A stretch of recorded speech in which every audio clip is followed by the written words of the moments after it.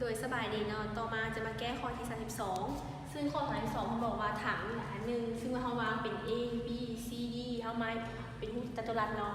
แล้วมันบอกว่า S เท่ากับ AB เท่ากับ DC เท่ากับ2แสดงว่าเนาะเส้นผ่าใจกลางของถังนี้นะมันเท่าอยู่2เมตรเนาะแสดงว่ารัศมีของมันจะเท่ากับ1แล้วเราเบิ่งว่าเมื่อที่ว่าตาเขาเนาะแนมเป็นแนมใส่แนมลงไปในวัตถุนี่นะเขาโดยที่ว่าเป็นมุม60องศาแล้วเขาจะเห็นรูปนี่นะอยู่ในระยะเท่าใดเขาเซาหา s ขีดเราเท่ากับเท่าใดแล้วเราเบิ่งว่าสภาพที่1เนาะ s 1นี่เท่ากับเท่าใดเป็น2แล้ว s 2นี่เท่ากับเท่าใดซึ่งว่าเครื่องนึงของมันเป็นน้ำมันอีกอันนึงค่ะแล้วเรามาซ่อมเบิ่งว่า s ขีดนี่เท่ากับเท่าใดแล้ว s 1เท่ากับเท่าใดแม่นบ่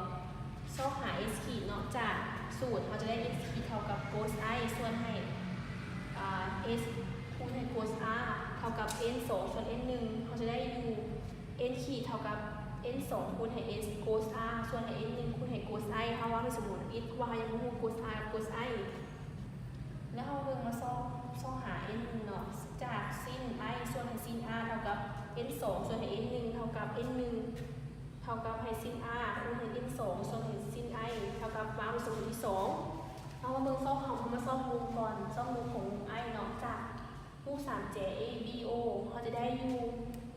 ตั้งของ i เท่ากับ BO ส่วน AB เท่ากับ1ส่วน2ก็เท่ากับ 0.5 เนาะตั้ง i เท่ากับ 0.5 เขาจะได้ i เท่ากับ 26.56 องศาเท่ากับให้ i เปรียบเทียบเท่ากับ17มุม17เนาะมุม17เนาะ i เท่ากับ27แทนใส่สมมุติที่2จะได้ u n 1เท่ากับให้sin60คูณให้1เท่ากับsin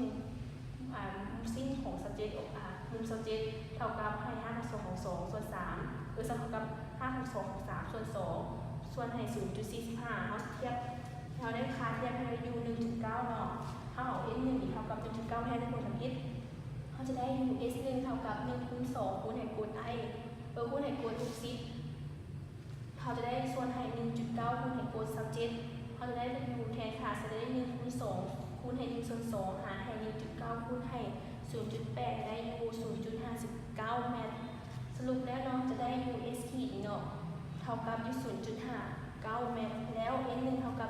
1.9 โดยข้อเข้าใจสำหรับข้อนี้ก็เป็นเพียงเท่านี้